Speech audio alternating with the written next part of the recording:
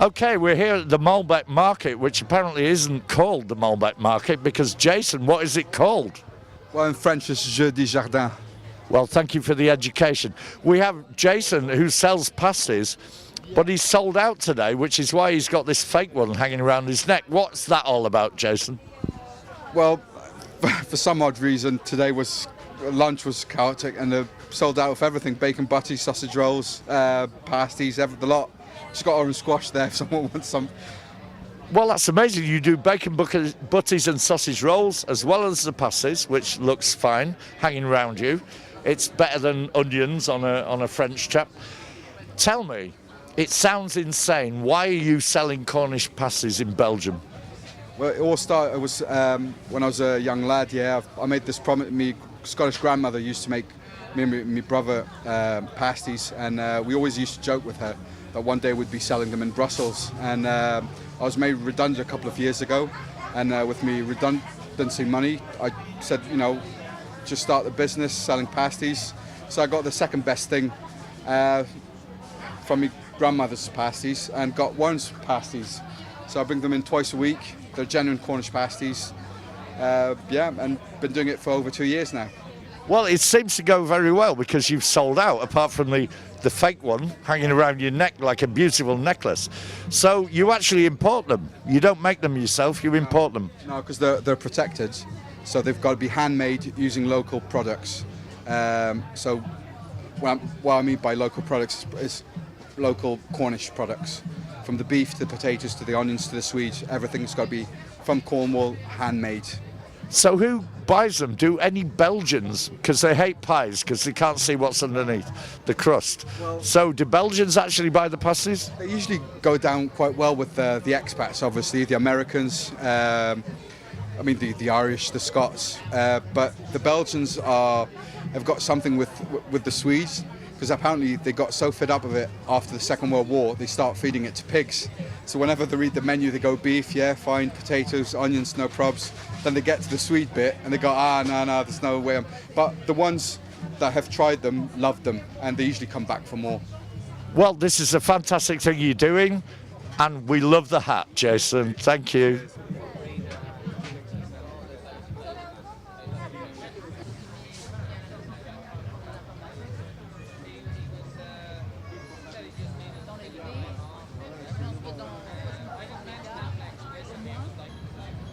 Okay, so you have a stand called Bread is Beautiful. Yes. Tell us about it. All right. The idea of Bread is Beautiful came because I live in this area around Schumann since 2007, and I have always suffered of the lack of good bread. So what I did is, after a few years, I started talking to my neighbors and colleagues and other expats, and they had the same need. So I decided, why not creating this bakery and bringing here good bread that is handmade, that is natural, and also that is delicious, because I was suffering also from the lack of delicious bread that has good taste. So Bread is Beautiful exists since 1 month now, or a little bit more, and we offer a variety of different artisan breads made by some of the best bakers and master bakers around Europe. So we have breads from the Baltics, we have bread from Ireland, French breads, German breads, and the idea also was to offer to all our clients the choice to be able to choose among a big variety of breads. Do you make any bread yourself? No, I wish I could, and probably in the future I will be able to making breads myself in partnership with my bakers, because the idea was, in the end, maybe I hope one day we will manage to make the breads here in Brussels. And is it popular? It is very popular, and I'm very. To be honest, I did a survey first during several months for my market research to understand if really people needed good bread and what kind of breads. And this was confirmed now that I started selling the breads, and they are very successful. So it's going very well. And where are you from? Oh, that's a long story. I'm Algerian. I'm an Algerian selling good European bread. Perfect. We have an Algerian selling perfect European bread. Thank you very much. And we love your hats, by the way, because bread is beautiful. Thank you. Excellent. Right, I'm going to grab James now, and we're just going to take the machine off its little stool and wing it. Here we go. And we're now going to go over to the wild geese where the booze is, because you would expect that we would do that.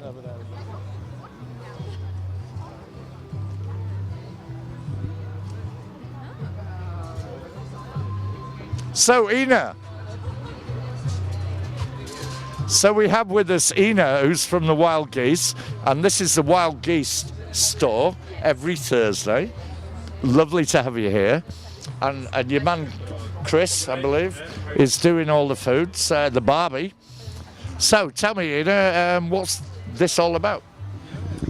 It's all about being outdoors and enjoying yourself. It's been really lovely to be here. Yeah. And Chris, come over here, please, with your lovely girlfriend. Tell me what's the kind of food that you do out here? Well, we change every week, you know. This week we're doing quite traditional barbecue with sausages, and last week we had more bruschettes with different with prawns and stuff. Next week we're thinking of doing some nice pita breads, and just change it around a bit every week and just try and experience different types of food. Can be eaten outdoors and enjoy the fresh air, and like Ina said, yeah, it's all about. Well, we know that the Wild Geese, under the command of all you guys, has been rejuvenated. The kitchen's fantastic, we all know that. So what the hell are you doing up here when you should be in the kitchen down there, Chris? I'm lucky I've got a brilliant team with me, you know, and we're all going to take turns to escape the kitchen, the dark kitchen, once a week, you know, before we all go insane, really. So it's actually more about sanity for the kitchen crew more than anything else. Well, it's great to know that cooking drives you insane. That's why I don't cook, James, basically. So thank you, Ina. Thank you, Chris. Splendid. And we'll see what they've got.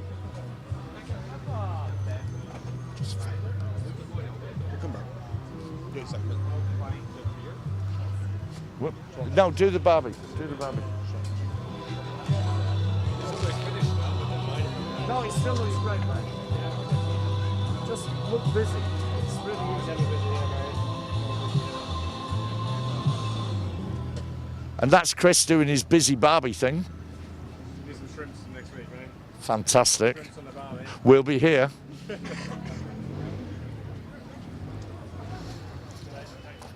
And you guys, do you speak English? Do you speak English? A little bit. So you have this wonderful stall here, and what do you sell? We sell all the lettuce from us farm. From your own farm? Yeah. And the apples, the banana, all the fruits, the egg. And it's all fresh? Yeah, all fresh. All natural, all fresh, all organic, all in Belgium, from Wallonie. And, So what brings you here? What do you like about it? Well, we live nearby, and today is an amazing day. So we decided to come here to share a beer with the friends. And have food and drink and enjoy the sunshine. this is the main thing, because we are here. The amazing beer, the food, and so on. Amazing beer, apparently, James. That's great. And where are you from, young lady? Where are you from? I'm from Spain. Spain? Spain, yeah. Y viva España. And your friend here, where are you from? I'm from Brazil. Brazil? Yeah. They make an awful lot of coffee in Brazil. So why do you like this place? Well, the weather is quite good now, so there's a lot of people. We can have a beer here and talk. Apparently amazing beer, according to our Spanish friend. Cider, but it's a really good cider also. So why are you in Brussels, all the way from Brazil? Because of her.